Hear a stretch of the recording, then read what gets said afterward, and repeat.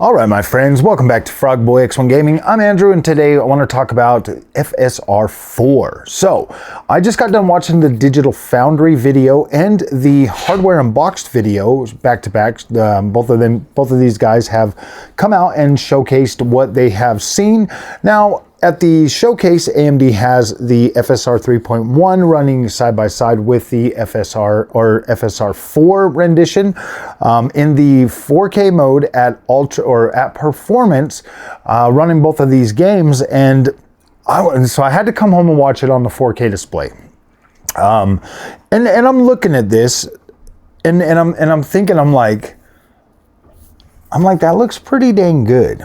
That looks pretty good. I mean, Digital Foundry saying that it doesn't look like it appears to be like a branch of PSSR, but I mean, we're watching this on Ratchet and Clank Rift Apart, and you know, from what I can tell, this looks like AMD has put a lot of work into this. It looks like it's been like they've really been trying to bring FSR4 up to the certain quality standards that are showcased in DLSS or in XESS. And you know, guys, like I've said on this channel before, I've said this, and you know, sometimes I can be pretty pig-headed. I can get myself into these this little mindset, you know, and be like, no man, I don't like upscaling. And you know, a lot of it comes from PlayStation 4 Pro with the checkerboard rendering. Okay, that thing, I was so divided on how checkerboard rendering looked that I just put this like negative connotation in my head that I'm just like, dude, I don't like upscaling. I don't necessarily need it. And so that like sways a lot of the thinking that I do, but there's a lot of you out there that absolutely love this technology. And I don't want to continue to breed negativity on this channel. I don't. What I saw from both Digital Foundry and Hardware Unboxed today for FSR4, it does look like it's going to be pretty impressive. Now, is it going to have support for lots of games at launch? I don't know. AMD really is always behind. They are. They're definitely behind, and you know, I don't think they would be as far behind if they weren't. See, here's the thing. AMD has built their freaking foundation on open source. They have. And so for them to bring out FSR4, they really do have to kind of bring it across to multiple generations of cards, or at least one generation, the last generation. And you know, because that right there, if they brought FSR4 to the 7000 series cards, then that would justify the price versus uptick and everything that you got, you know, with those cards. But man, that's like, it's at the end of the generation. It's like 2 years too late. And I get that. Like, I can see how people can see AMD and be like, no, man, we want the features now. NVIDIA brings out the features, they bring them out right now. And so I can see that. Like, I can completely understand that. And me personally, see guys, my thing, I'm selfish. I'm a selfish freaking gamer, just like everybody else. I don't care about it upscaling as much as a lot of you do. I don't. I mean, why do you think I ended up at the top of the stack? I told you guys this well in advance when I was still a console gamer, that I was like, no, dude, if I go PC, I'm going to go straight to the top. And, you know, I could see myself going straight to the top and upgrading every generation, like, because that's just who I am.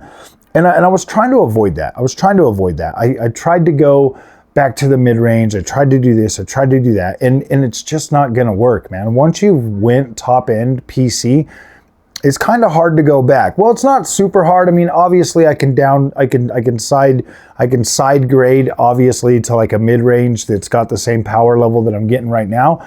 But like, who wants to do that? So guys, yes, FSR4 is looking pretty impressive. It's gotten rid of a lot of the stuff that people normally complain about it. And man, maybe these people complaining about it were right, but At the same time, like there's people out there like me that just don't care about upscaling. So consistently going after, you know, this thing and like knocking AMD like so many points over an upscaler, to me that just that kind of seems a little bit biased and unfair. When people should like really be like, look, AMD's rasterization power is there. Like it does a good job. You don't necessarily have to use upscaling as long as you're on the screen resolution that you're trying to play. You normally don't have to use it. So if theoretically people shouldn't be knocking it, they should be praising AMD for being able to at least hold its own against the NVIDIA GPUs and be able to still perform at a reasonable performance without even using upscaling. I guess, you know, I mean, I would like to see more of that, but I get it, guys. I get it. You know, I read your guys' comments. I know that the PC community is very divided on this stuff right now, and I don't want to cause extra division in that. So I'm gonna embrace the upscaling. Okay, I'm gonna embrace the upscaling on the channel. Both NVIDIA and AMD. Like I'm buying a 5080 this month. I'm going to buy a 5080. We're going to be using that for a while. We're going to get the 9070 XT when that comes out. We're going to run them. We're going to check them out. I'm definitely not comparing the 5080 to the 9070 XT. I'm definitely going to compare that more to the 7900 XTX. 7900 XTX is still a powerhouse, and you know, just traditional rasterization for NVIDIA, I think we're still going to be pretty close. So it's not going to be like it's not going to be like a huge gap between those two cards. So I feel pretty good about that. But man, Witcher 4, Witcher 4, Kingdom Come Deliverance 2. These games are going to have proprietary NVIDIA stuff, and like my most anticipated game of 2025 is Kingdom Come Deliverance 2. So I want to play that. Like there's a lot of games out there on NVIDIA that I like to play. Like I said in the last video, guys. Like I said in the last video though, I absolutely freaking there's some games that I absolutely liked playing on the NVIDIA GPU. Like I just was sad that, you know, I had to get rid of the 4080 Super because it was like, man, I didn't want to keep taking it out and putting it in, and you know, I just wasn't in a position financially to buy a second build right then. I'm not right now either. That's why I'm just gonna buy it and leave it in there for a while. I'm gonna fully embrace NVIDIA for a little while, guys. Like we're gonna do this, and then I'm gonna try to build out another PC. I probably won't build out another super high end one. Probably something more.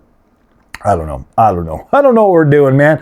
I just as soon as things calm down, and as soon as, you know, things are taken care of with the family and stuff, then I'll see where I'm at and see what I can do. But right now, guys, yeah, the 5080 is a must. The 9070 XT, definitely a must. Definitely have to get those. So we're gonna be doing card swapperoo for a little while. I mean, I guess worst case scenario, I break one of the PCB boards, or my freaking motherboard goes out or something. I don't know. We're just gonna do what we can do. We'll deal with the issues as they arise, and we'll go from there. You know, you guys are probably wondering, like, why are you gonna buy that? Well, I mean, I got a Best Buy credit card, so that's fine. I'll just put it on the card and then just pay it off. You know, hopefully ad revenue will continue to be strong enough on the channel so that I can pay these things off, so that it's not like a super huge burden to like the family and stuff. But you know, I usually try to pay off the credit card as quick as possible so that I can get more stuff for the channel. But there is a point, guys, where I just don't need a whole lot more. And to be completely honest with you, the 7900 XTX has absolutely blown my freaking mind over the last, you know, over the last 18 months. I've been super excited and super happy with this card. So it's going to be interesting to go back to NVIDIA for a while. I have to, though. I have to. For the sake of the channel, for the sake of my sanity, and for, you know, at least being fair and reasonable, you know, to everybody, I have to find a way to really appreciate and like that. And man, with games coming out, you know, obviously there's games that are fully embracing this whole NVIDIA, you know, stuff. I want to be right there with you guys. I want to be right there with you guys, but I also want to be there, you know, with the AMD side, and I want to see both of them actually represented and fairly, you know what I mean? So yeah, FSR4 is looking pretty damn good, guys. It is looking pretty good. I'm not even gonna lie, it does look pretty good. I'm 90% there on the whole AI thing.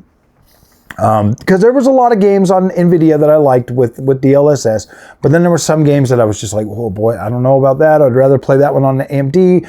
So yeah, we're gonna see how it goes. I'm hoping that it comes out and it's good, and we can just all start enjoying video games again and be happy. So all right, guys, if you like this content, do not forget to like and subscribe, and I'll see you in the next one. Thanks for watching.